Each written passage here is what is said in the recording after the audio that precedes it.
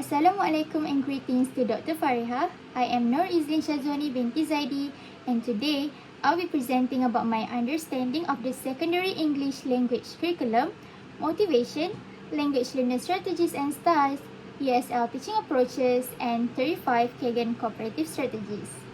So for the part 1, I'll be talking about my understanding of the secondary English language curriculum. Secondary English language curriculum plays a vital role in education, equipping students with essential language skills while also fostering critical thinking and effective communication. It is designed to help the students become fluent in English and prepare for the future. So for the main objective, this curriculum is to guide students to develop good language skills, and the main components in this curriculum is literature and language skills. Now, let's talk about the syllabus. The syllabus in this curriculum has 6 key components, which are themes, topics, content and learning standard, cross-curricular, differentiation strategies, and assessment standards. For the themes and topics, it should be engaging and relevant, while content and learning standards must have clear expectation aligned with the curriculum. Cross-curricular elements show students how English can apply in real-world scenarios like job interviews or social gathering. And differentiation ensures diverse student needs are met, and assessment standards must align with learning objectives. The curriculum also has 5 key principles. The first one is preparing for the real world, where students learn to use English in everyday situations.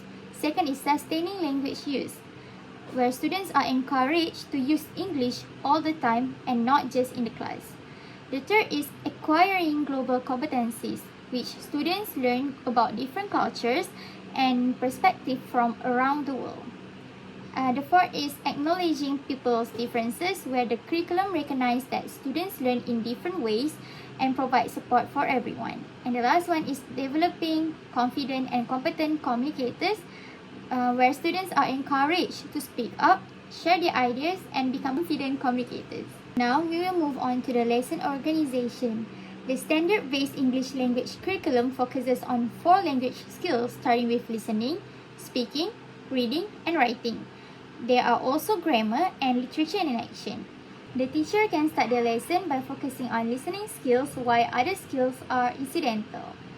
So for the grammar can be integrated while the students are learning the other skills, because grammar cannot be taught in isolation and needs to be infused into all the language skills.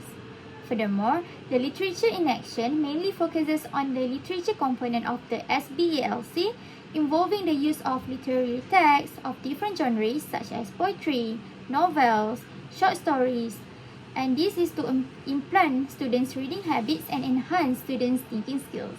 Moreover, the secondary English language curriculum focuses on implementing higher order thinking skills, which we call it as HOTS.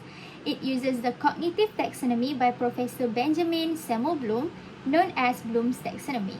There are 2 versions of the taxonomy, and this curriculum uses the second version, which is revised Bloom's taxonomy. There are 6 elements in this revised Bloom's taxonomy, which are create, evaluate, analyze, apply, understand, and remember. Last but not least, in the secondary English language curriculum, we have CEFR. CEFR stands for Common European Framework of References. This framework is being used globally, and it is an international standard for describing language ability. It focuses on the competence of language users and language learners. Furthermore, language ability in CEFR is described according to a 6-point scale, which is A1 to C2. A1 and A2 are for basic users, B1 and B2 are for independent users, and C1 and C2 are for proficient users. Now, let's move on to the part 2, where I will talk about my understanding of motivation, language learner strategies and styles, ESL teaching approaches, and 35 Kagan cooperative strategies. Motivation is what drives learners towards success.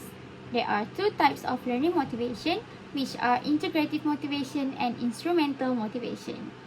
Integrative motivation is learning the language in order to take part in the culture of its people, while instrumental motivation is learning the language for a career goal or other practical reasons such as traveling watching movies, playing games, and etc. It is important for teachers to identify students' type of motivation. Students will find it difficult to learn English in the classroom if they have neither instrumental nor integrative motivation.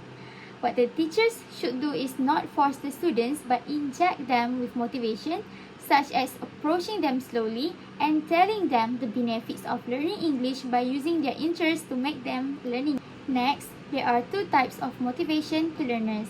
The first one is to sustain enthusiasm. Teachers must be able to sustain enthusiasm among students to help students engage with the subject. To do so, the teacher can make the learning relevant, such as showing the students how English can relate to the student's life, interests, and future goals, and etc. The second is love for the language. The teacher must cultivate the love for English among students by making the classroom fun with some games and activities. Furthermore, there are 4 motivational teaching practices that teachers can follow, which are creating the basic motivational conditions, generating initial motivation, maintaining and protecting motivation, and encouraging positive retrospective self-evaluation. Besides, there are 3 strategies to motivate ESL students. The first is by triggering their interest. Teachers can make English learning personal by connecting language to something personal in the student's life. Teachers can use current topics such as movies, songs, or English stories that can make them interested in learning. Secondly, integrate fun activities and technology. Teachers can make fun activities such as games that promote student-centered rather than teacher-centered. This can create space for communication among the students. The last one is to encourage language experiences outside of the classroom. Now, I'll move on to the language learner strategies and styles. There are 2 types of learning styles, which are cognitive style and learning style. Cognitive style is the way we learn things and the way we address a problem, while learning style is a cognitive style that is specifically related to an educational context and logical learning approaches. So for the learning strategies, it can be divided into 6, which are memory, cognitive, conversation, metacognitive, affective, and social strategies. While for the cognitive styles, it can be divided into 3, which are field dependence and field independence, ambiguity tolerance, and reflectivity and impulsivity. So, field-dependent learners usually are influenced by the context around them when solving problems or learning new information. So, the second cognitive style, which is ambiguity tolerance, it refers to a person's ability to accept and deal with uncertainty and unclear situations without becoming stressed or confused.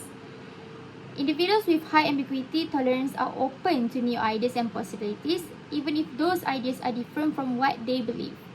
Last but not least, we have reflectivity and impulsivity. Reflective learners take their time to think through problems and gather information before making decisions.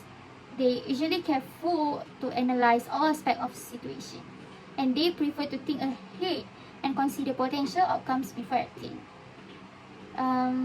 For the impulsivity, impulsive learners tend to make quick decisions based on their instinct without thinking. Next, we have communication strategies. Communication strategies is a technique used by learners to convey their message when they face difficulties in communication. For example, they use their gestures or body language to express ideas. Next, we have avoidance strategy. This technique used by learners to prevent communication difficulties. For example, they will not speak in a language they are not confident in order to prevent mistakes. The next one is compensatory strategies. It is a technique used by learners to overcome what they don't know in a language. Last but not least is strategies-based instruction. This is a teaching method that focuses on helping learners develop and use various strategies for effective learning and communication. The purpose of this SPI is to help students to become more independent and overcome their weaknesses. So all these concepts help learners become more effective communicators and enhance their language skills. Now, I will move on to the ESL teaching approaches. So, there are many theories that teachers can use to plan the lesson. The first theory is behaviorist theory. It was founded by B.F. Skinner And this theory focuses on behaviors and surrounding. It emphasizes the role of reinforcement and repetition in learning. And also it suggests that language is acquired through imitation and practice. Next, we have innatist theory. Innatist theory was founded by Noam Chomsky, and it argues that humans are born with an innate ability to acquire language. It suggests that there are universal grammar rules that all languages share. Also argues that humans are born with the ability to learn language. Next is cognitivist theory. It was founded by Jean Piaget, and it is about how our brains learn, focusing on the mental processes that happen inside us rather than just what we see or hear. Think of it like a computer. Like information comes in, is processed, and then we use that information to learn and understand. That's what Jean Piaget is trying to say. Piaget believed in 4 stages of development for each child, and each one has to be passed in sequence. So the 4 stages of cognitive development is sensory motor stage, pre-operational stage, concrete operational stage, and formal operational stage. So teachers can apply this theory in the classroom. For example, teachers can teach students using representative pictures to accommodate their level of learning, like using flashcards. The 4th theory is sociocultural theory. It was founded by Lev Vygotsky, and this theory is a way of understanding how we learn and grow. It focusing on the idea that social factors and culture are important in shaping our minds. So Vygotsky is the one who created sociocultural theory, zone of proximal development, ZAPD, and scaffolding. Zone of proximal development, ZAPD, is where we can do things with help that we cannot do on our own. For the scaffolding, it is a support we get from others to help us learn. So teachers can use this theory to create collaborative learning environments where students learn from each other. Last but not least is constructivist theory. Constructivist theory is a way of understanding how we learn, focusing on the idea that we actively build our own knowledge rather than passively receiving it. For example, we use our experiences and prior knowledge to create something new. The last thing in part 2 is 35 Kagan cooperative strategies. These strategies was founded by Dr. Spencer Kagan. These strategies are a collection of classroom activities that are designed to make learning more fun and engaging, and also to help students learn better by working together and encouraging each other. By incorporating Kagan cooperative learning strategies into the classroom, it can create a more engaging, collaborative, and supportive learning environment for all the students. And this is all the references that I used to complete my assignment. Thank you.